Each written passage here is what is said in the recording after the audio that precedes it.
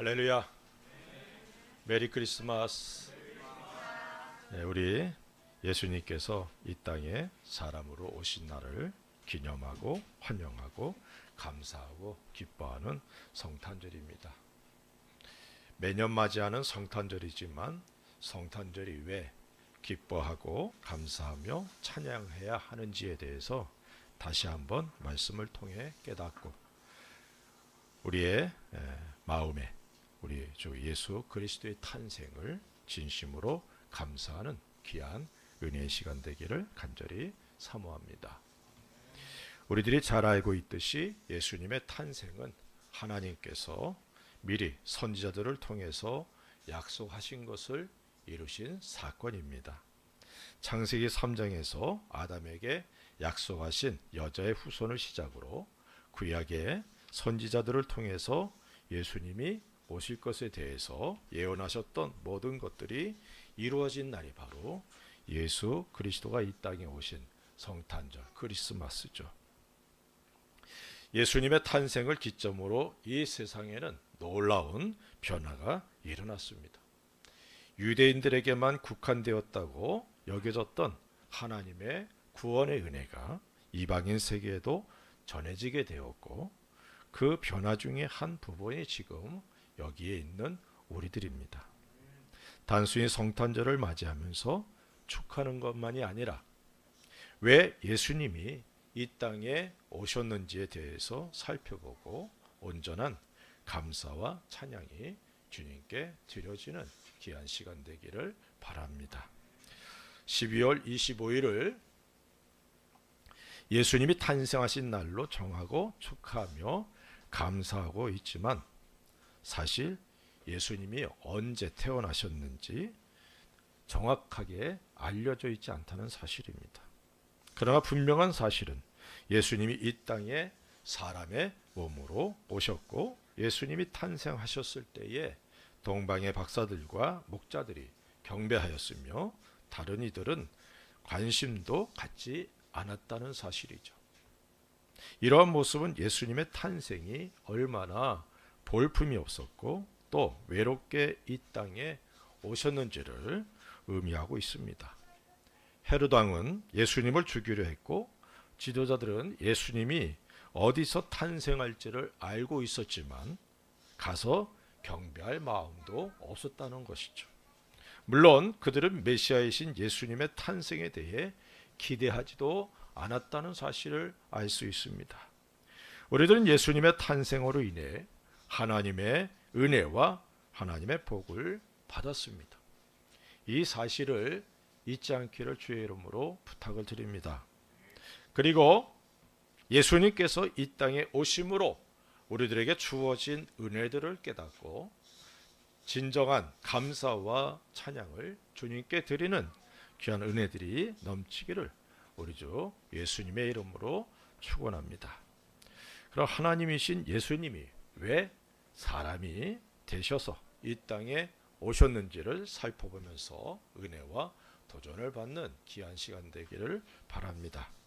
21절 우리가 읽은 말씀에 이렇게 말씀합니다. 아들을 낳으리니 이름을 예수라 하라. 이는 그가 자기 백성을 그들의 죄에서 구원할 자이심이라 하니라. 요셉은 정혼자 마리아가 잉태된 것을 알고 가만히 끊으려고 했습니다. 그러자 그의 꿈에 주의 사자가 마리아 데려오는 것을 두려워하지 말라 하면서 아들을 낳을 것인데 그 이름을 예수라 하라 이렇게 말씀하고 있습니다.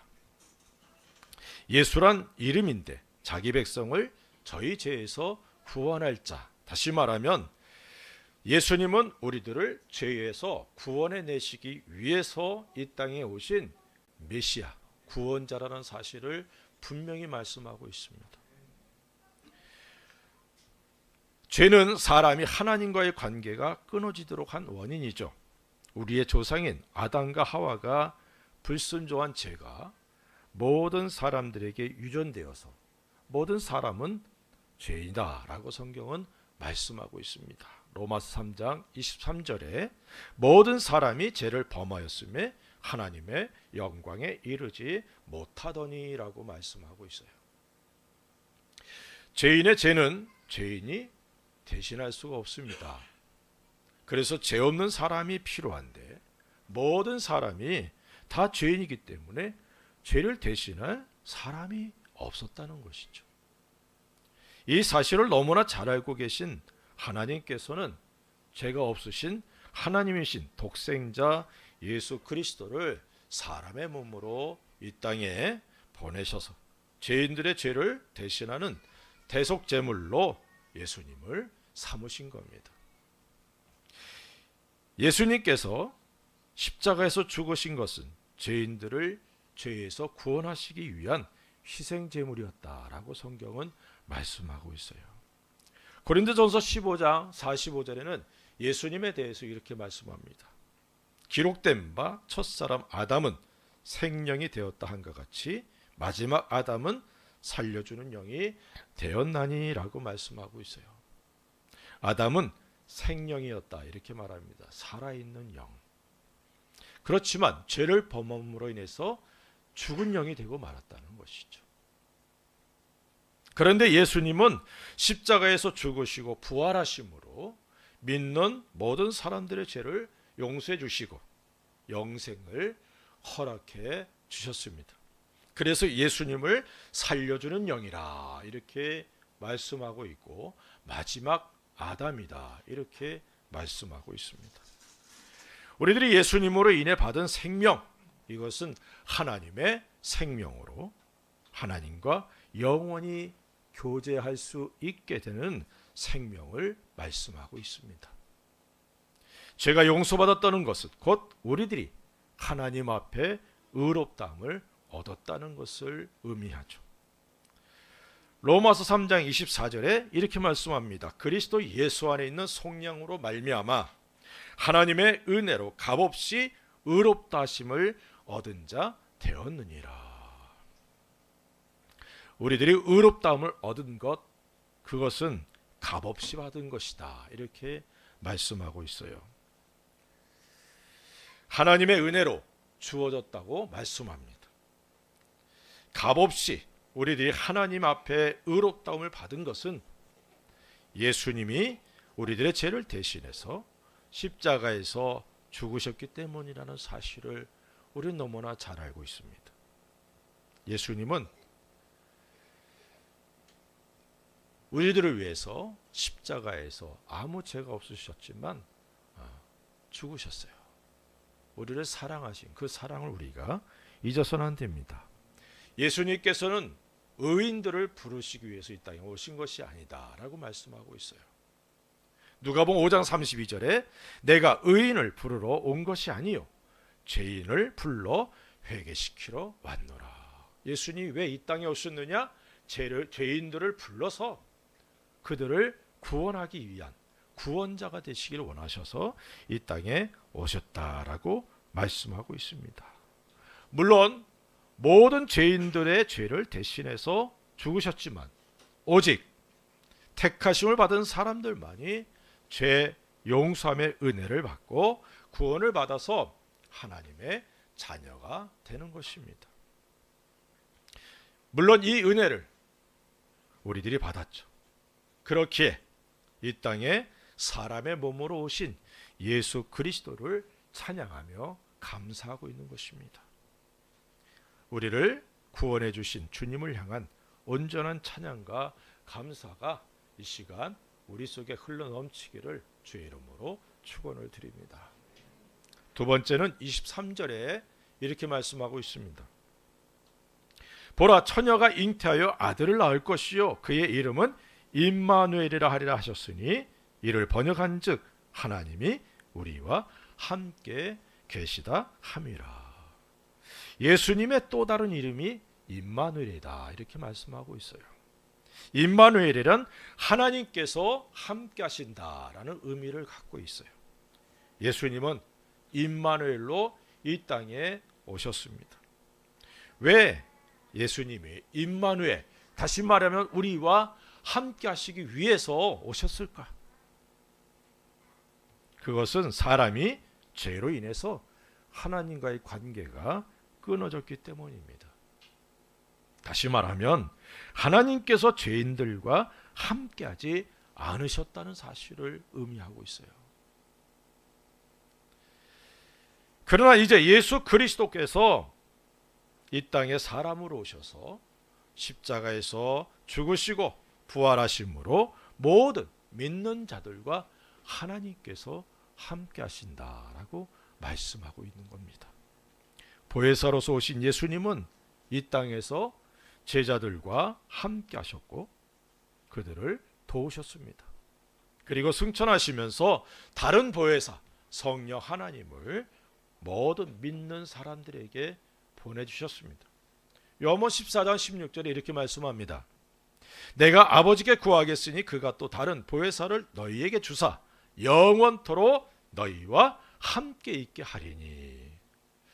여기서 중요한 표현은 영원히 너희와 함께 있게 하겠다, 이 말씀이에요. 예수님께서 임마누엘이 되셔서 택함 받고 구원을 받은 사람들과 함께 하시되 영원토록 함께 하신다라고 말씀하고 있는 것입니다. 우리들이 어떤 행위에 의해서 영원토록 함께 하시는 것이 아닙니다. 온전히 예수님을 통해 우리들에게 거저 주어진 은혜죠. 영원히 함께 하셔서 우리들을 도우시고 하나님 아버지의 뜻을 따라서 살아가도록 도우시는 보혜사 성령 하나님이 우리 속에, 내 속에 계신다는 사실을 잊지 않기를 주의 이름으로 축원을 드립니다. 한국에서 목회할 때 자매가 찬양 인도를 했었어요. 근데 찬양 인도하면서 멘트가 좀 이상해지는 거예요.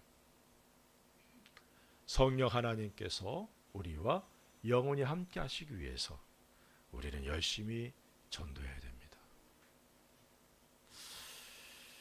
어디 가서 또 엉뚱한 소리 듣고 왔구나. 전도한다고 성령 하나님이 함께 하시고 전도 안 하면 성령 하나님이 함께 하지 않느냐? 아니에요. 영원토록 변함없이 우리와 함께 하시는 임마누엘 하나님을 믿으시기를 주의 이름으로 축원드립니다. 이 은혜를 주시기를 원하셔서 예수님이 이 땅에 사람의 몸으로 오신 거예요.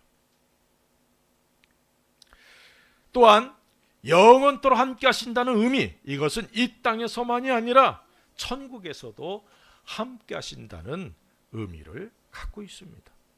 천국 백성으로서 천국을 상속받은 우리들입니다.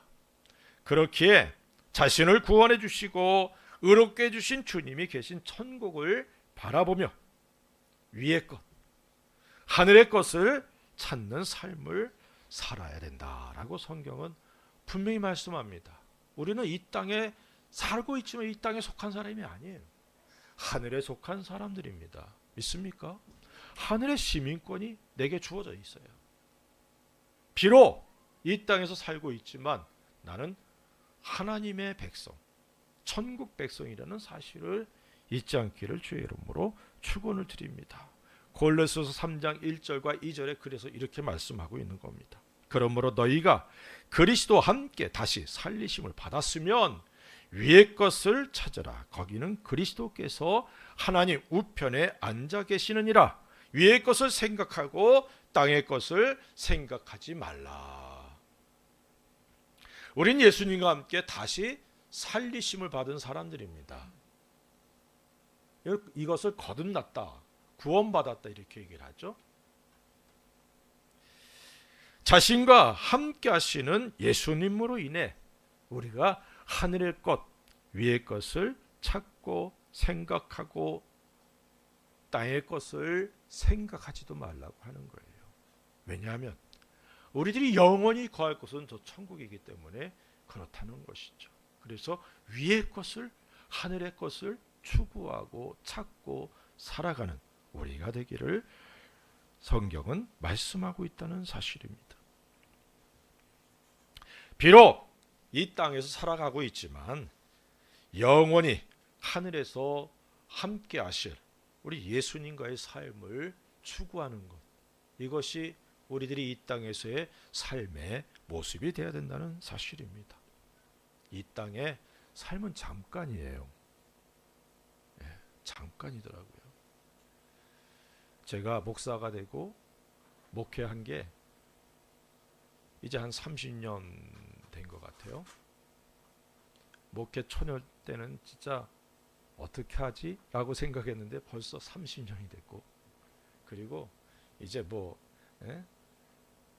은퇴를 해야 되는 그런 상황이 됐습니다. 잠깐이에요, 잠깐.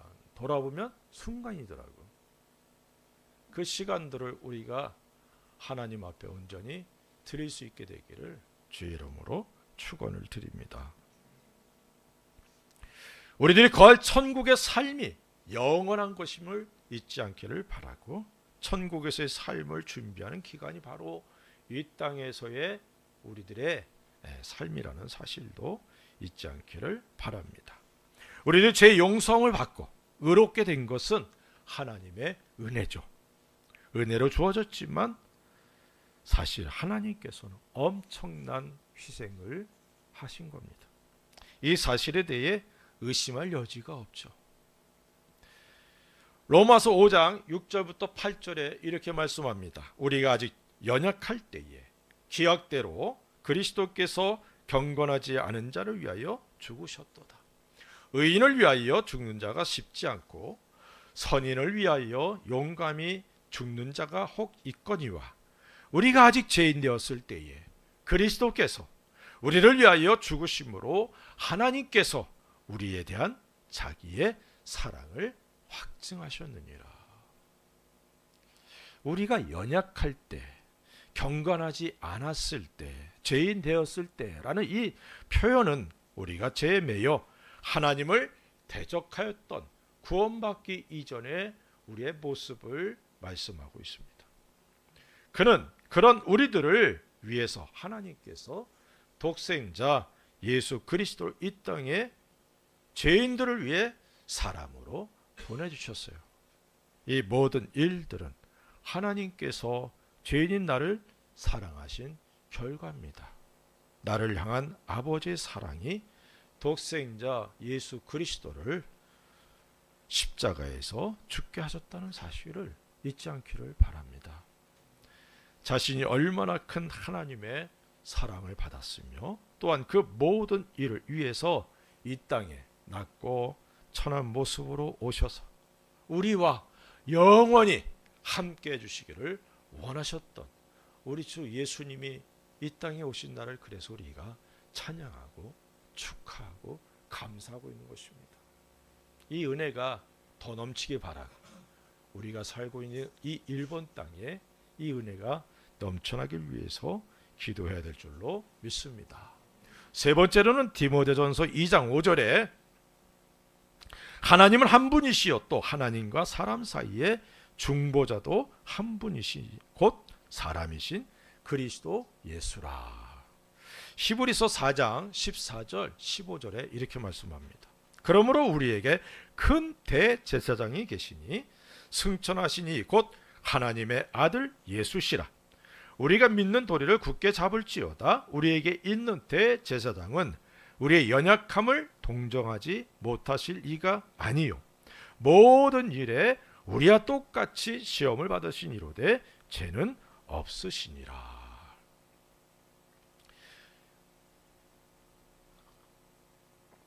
예수님께서 왜 이 땅에 오셨느냐? 대제사장이 되시기를 원하셔서 오셨다라고 말씀하고 있습니다. 이 제사장이란 하나님과 죄인 사이에 중보하는 존재죠. 아론의 자손들이 제사장의 직분을 담당했습니다. 그들은 동일한 죄인이라도 하나님의 특별한 은혜를 받아서 이스라엘 백성들이 범한 죄를 하나님 앞에 제사를 통해 용서받을 수 있도록 하나님께서 허락해 주신 특별한 존재들이고 또한 이스라엘 백성들에게 허락해 주신 하나님의 선물입니다. 아론과 그의 자손들이 이스라엘 백성들에게 하나님이 주신 선물이었어요. 하지만 그들도 연약함을 갖고 있었고 자신들의 죄를 위해서 제사를 드리지 않으면 안 되는 죄인이었다는 사실은 변하지 않습니다. 그래서 그들의 중보는 불완전했죠. 그러나 예수님이 이 땅에 오셔서 십자가에서 자신을 희생제물, 대속제물로 하나님께 드리심으로 죄인들의 죄를 용서해 주셨습니다. 예수님은 죄가 없으신 분이시지만 오직 하나님의 뜻을 따라서 십자가에서 죽기까지 복종하셨다라고 성경은 말씀하고 있습니다. 이 일로 인해서 예수님은 아론의 자손이 아님에도 멜기세덱의 반차를 쫓아서 영원하시고 완전하신 대제사장이 되셨습니다. 대제사장이신 예수님은 지금도 우리들의 죄를 사해 주시는 중보자로서 하나님 보좌 우편에 앉아 계신다는 사실을 잊지 않기를 주의 이름으로 축원을 드립니다. 우리들의 모든 죄가 용서함 받고 또 삶 가운데 범하는 모든 죄들을 예수님의 보혈로 정결하게 씻겨진다는 것, 이 사실이 예수님이 왜 이 땅에 오셨는지에 대한 분명한 이유라는 사실을 잊지 않기를 바랍니다. 구원 받을 때 죄 용서함 받은 것, 그것만이 아니라 삶 가운데 범하는 모든 죄들을 우리가 구할 때마다 죄 용서함을 허락해 주시는 대제사장이신 우리 예수님에 대해서 깊이 묵상하고 감사할 수 있기를 주의 이름으로 축원을 드립니다. 예수님은 우리들의 연약함을 너무나 잘 아셔요. 그래서 우리를 동정해 주신다라고 말씀하고 있어요. 우리들의 형편과 처지를 이해해 주시고 긍휼을 베풀어 주시는 분이 우리 예수님이십니다. 우리들이 연약하여 죄를 범하고 넘어져 있을 때에 중보자이시며 대제사장이신 예수님으로 인해 우리가 다시금 하나님 아버지 앞에 설 수 있고 은혜의 보좌, 우리 하나님의 은혜의 보좌 앞에 나아갈 수 있게 되었으며 하나님의 영광을 위해서 살아갈 수 있게 되었다는 사실을 잊지 않기를 주의 이름으로 축원을 드립니다. 그래서 주여 나의 죄를 용서해 주시고 주의 뜻을 따라 주의 영광을 드러내는 삶을 살아갈 수 있게 도와주옵소서. 나의 연약함을 긍휼히 여겨 주옵소서. 이 기도를 우리가 예수님의 이름으로 드릴 수 있는 거예요. 날마다 주님의 긍휼을 힘입고 우리 하나님의 은혜의 보좌 앞에 나아갈 수 있기를 주의 이름으로 축원을 드립니다. 연약한 우리로 하나님 앞에 설 수 있도록 은혜와 긍휼을 허락해 주시기 위해 이 땅에 오신 대제사장이신 예수님을 향한 감사와 찬양이 드려지는 귀한 시간 되기를 주의 이름으로 축원을 드립니다. 네 번째는 마태복음 11장 28절 29절에 이렇게 말씀합니다. 수고하고 무거운 짐진 자들아 다 내게로 오라. 내가 너희를 쉬게 하리라. 나는 마음이 온유하고 겸손하니 나의 멍에를 메고 내게 배우라.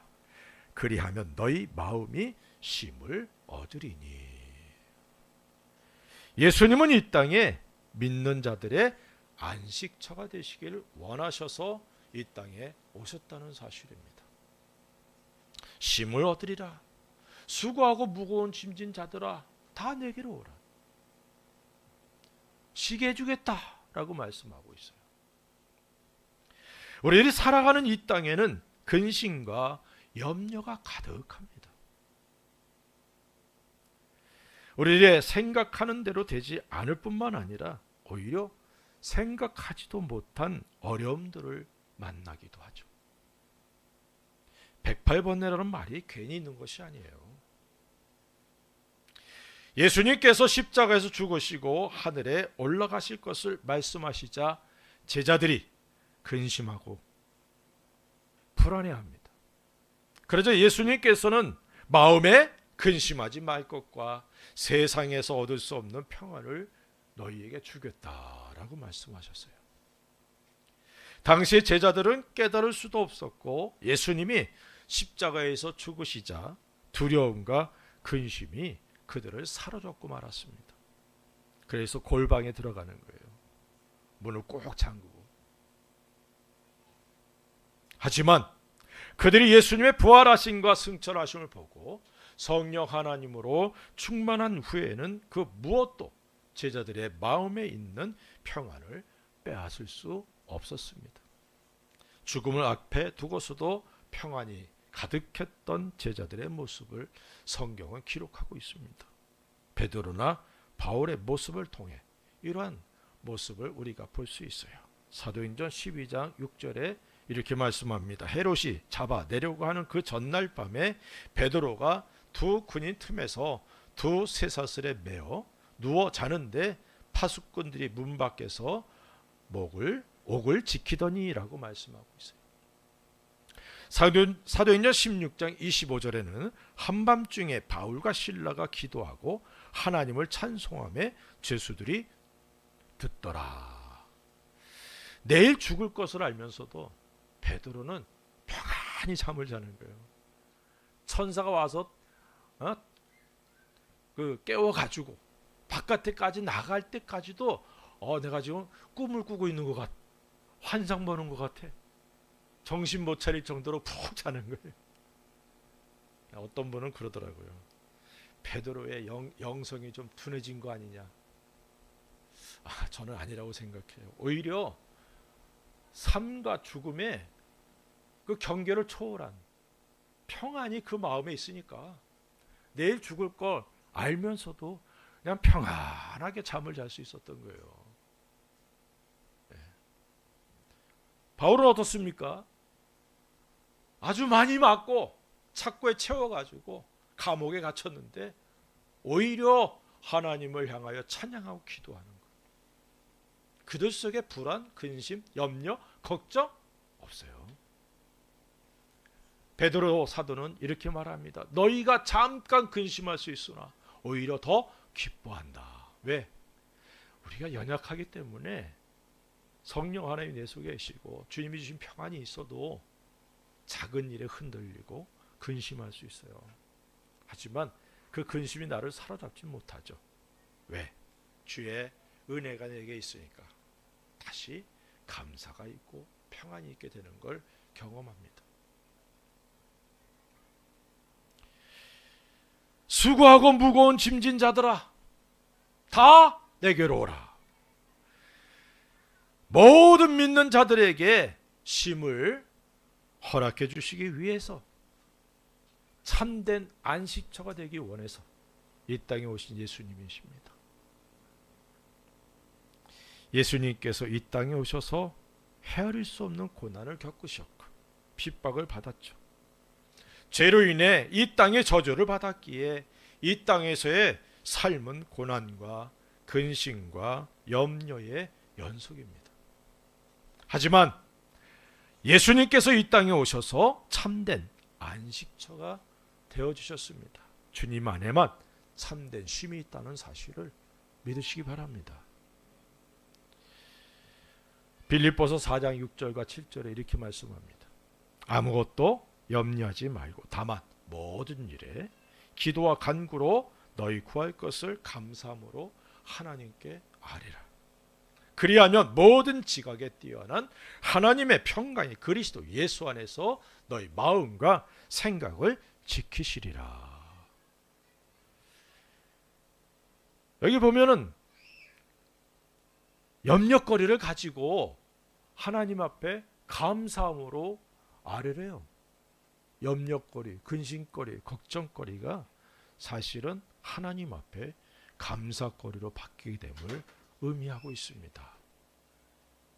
우리의 이성을 뛰어넘는, 그래서 마음과 생각을 지켜주시는 하나님의 평강이 넘치게 해주신다. 참된 안식이 있게 된다는 것을 말씀하고 있습니다.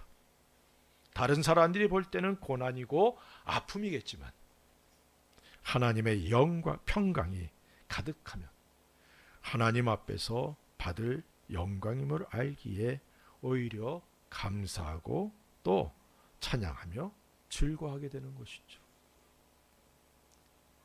얼마나 많은 순교자들이 우리 앞선 세대에 있었습니까?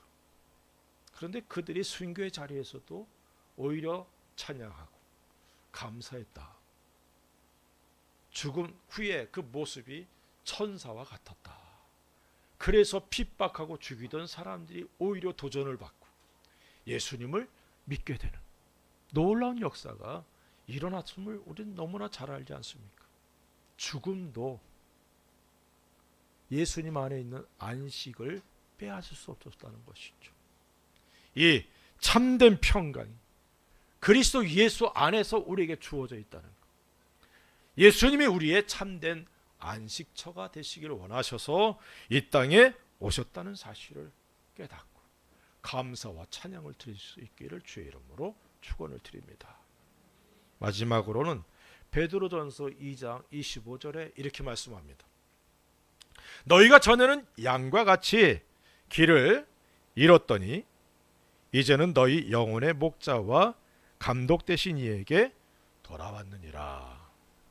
마이크 나가세요.